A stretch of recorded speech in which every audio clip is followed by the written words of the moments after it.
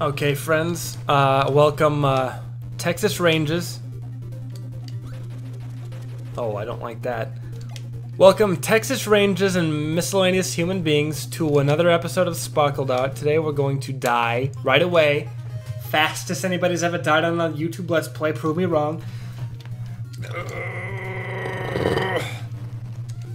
And,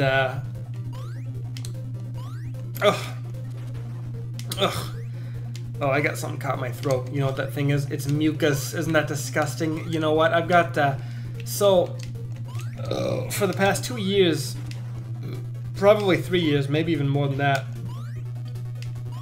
I've had, chronic sinusitis. And, if you don't know about that, that's basically an inflammation of the sinus.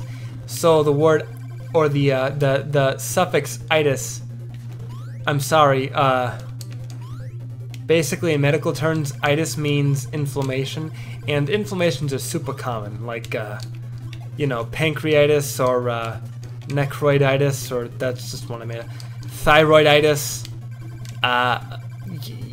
whatever, you know, it's all good, but these itises are very important to take care of, because if they're not treated properly, then they can grow out of control and take over your whole goddamn body. See, I've had something called sinusitis for like 4 years now. Maybe more, maybe 5, maybe like since I was born, I don't know.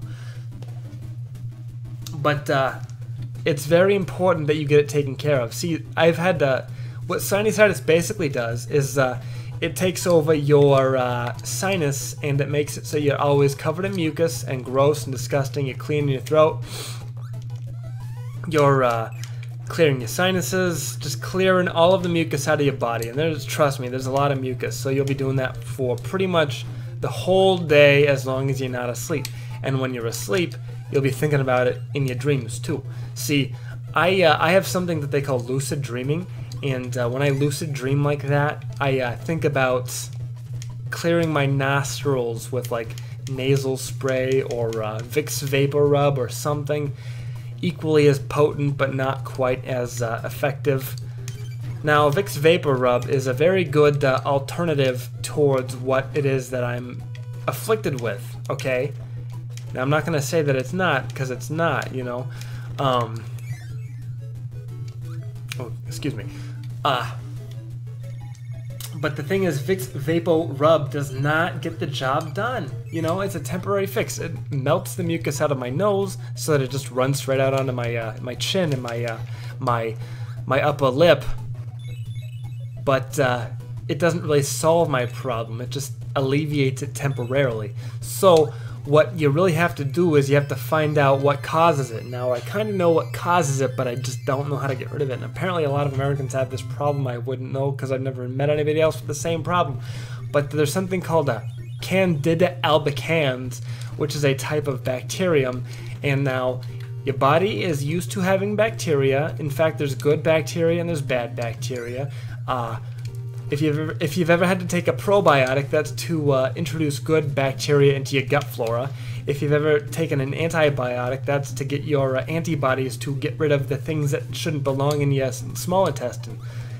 Candida albicans is something that does naturally live in your body, but what happens is it overgrows. It grows too much, there's too much of it in your body, and you can't get rid of it. And it's taken over.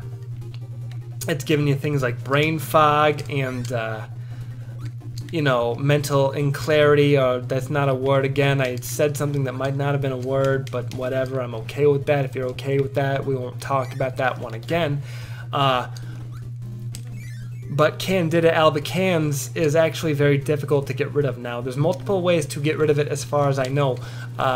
But none of them have worked for me. You can get on the keto diet, which is mostly for people who suffer from celiac disease, which of course, as we all know, is a disease of people who are gluten intolerant. Now, if you're gluten intolerant, I completely respect that.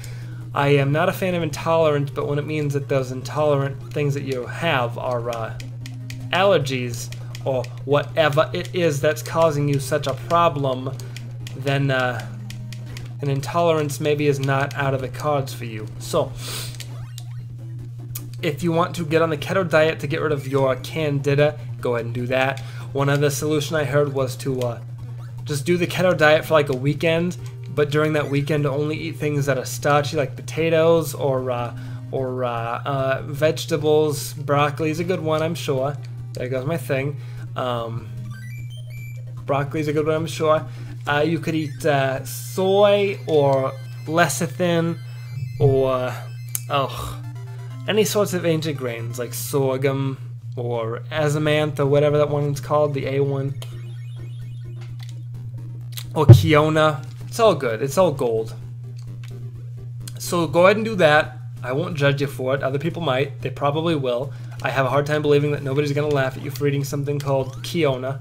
But they do make granola bars out of Kiona. And if you're going to be eating granola bars at all, then I would recommend getting those ones. Because otherwise, what's the point of eating granola? You know what I'm saying? Granola is a very... Okay, so granola is good for you. There's nothing wrong with eating a little bit of granola, especially by Quaker. Quaker knows what they're doing. They're a very good company, Quaker. They've got a facility in Cedar Rapids, Iowa, where they distribute Life Cereal and Captain Crunch and whatever else it is that Quaker makes. Probably the Quisp cereal and Multi-Berry Crunch or whatever that one is. The one where it's Captain Crunch but with only the berries. Oops, all berry. Oh, got swiped by Swordman. Yeah, so get Quaker. The guy in the box is he is a Quaker, like legitimately from the 1700s when the British split off from America to emancipate their own country and form a society in which they could stop being oppressed by the Church of England, King Henry VIII, I believe it was, and he was not a very nice man. He was actually very rude.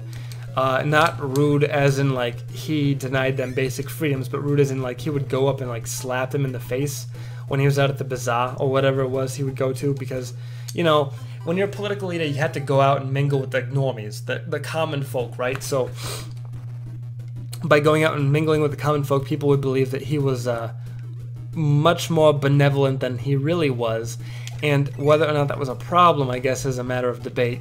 But for a king to go out and intermingle with his cohorts is actually very important, and that's part of the reason why oligarchies and stuff don't work like that, because excuse me,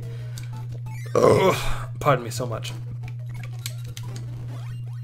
Eventually you'll have somebody on your oligarchy who just does not want to participate, and there's not like it's anything wrong with that, but when everybody else in the oligarchy is like, hey, I'm gonna come hang out with you guys at the county fair and maybe play that game where you throw beanbags into the slice of particle board with holes cut into it with different point values on it, whatever that game's called, like Chuckland's Toss or something, I don't know, probably something worse than that even. If your king won't do that with you, then what kind of king is he? You know? I'm not trying to sound cynical or nothing, but I just don't think kings are necessary these days. I think kings and monarchy should be completely done with. Now, I know Japan, I believe, still has an emperor. Maybe China does too. Or maybe they got rid of that with Mao Zedong. He was a real mean man, but he had some good ideas. That was a joke. I didn't mean that sincerely, so if you think that I am a sympathizer for Mao Zedong, please get that idea out of your head and don't tell anybody that I said that. So, anyway, okay, so, oh yeah, here's the thing. I was talking about a movie called Lars and the Real Girl, wasn't I? So Lars is a loser, and he orders a fake sex doll from the internet, and people think that it's creepy. They think that he's like gonna bang this doll, and Lars is a good guy. You know what? I would sympathize with Lars. I'd have a beer with Lars if he drank, but he doesn't really drink. He drank one beer in the movie, and his fake plastic bride didn't like that. So what happened after that was okay, so Lars orders this doll, and everybody in town, it's a small town of probably like 1,000 people. Now you think 1,000 people is a lot, but it's not really that many when you consider that everybody has like a family and okay, so you got your families and your all right, that's what I figured. Oh no, okay, thank God. So everybody knows who Laws is. He goes to church, he's got a job, he lives in the garage, and after a while of laughing at Lars and his brother, who was instructed by Lars, the psychiatrist, to accept that the doll was a real person, everybody starts to accept Lars for what he is, and his decision to make this love doll his girlfriend from another country where she's a missionary, like a nun type of situation. And eventually the doll starts to take on a life of its own. Not that it's really alive. It was never alive to begin with, and it was never alive to end with. But it started to... So the doll got a job as being a mannequin at a tailor's place at the mall. And that's how the doll helped pay for the cell phone bill that him and and Laws were using, because Laws gave the doll a cell phone. So he treated this thing like a real person. And the weird thing is that after he treated it like a person for long enough, he started to understand what it was like to be a person and treat other people as normal human beings. And so for the whole movie, there's this woman who's trying to get into Lars's pants, and he's just like, he's not having any of that. So she's pursuing him through the whole movie. They go bowling at one point. It's real cute. They're better at bowling than I am. My best score was probably 120 out of 300. I know it's not very good, so please don't comment that your score is better than mine. I really don't care. Okay, well. Oh no, a lion! Oh no, a lion! So... Oh yeah, I was saying bowling. So at the end of the movie, Laws and his family accepts that the doll is now dead, and Laws winds up dating this QT 3.14 from his office, and it turns out he learned a lot from dating a doll, and so did everybody else. They learned that love can blossom even in the most unexpected of places, like the battlefield, which sounds kind of gay, and it could be if you started hooking up with the enemy infantry. But if you're doing that anyway, then maybe you're fighting for the wrong side, you know what I'm saying? So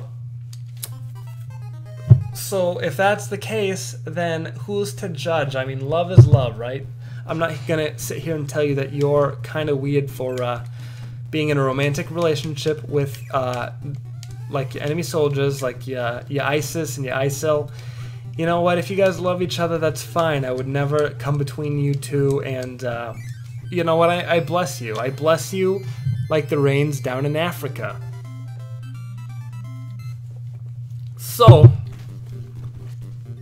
I think we're going to call this one good. We're going to call this an episode, and I'm going to say goodbye right now. Goodbye, mwah. And we're going to see some more of you tomorrow. You're going to see some more of me. We're going to talk about God even knows what. I don't know.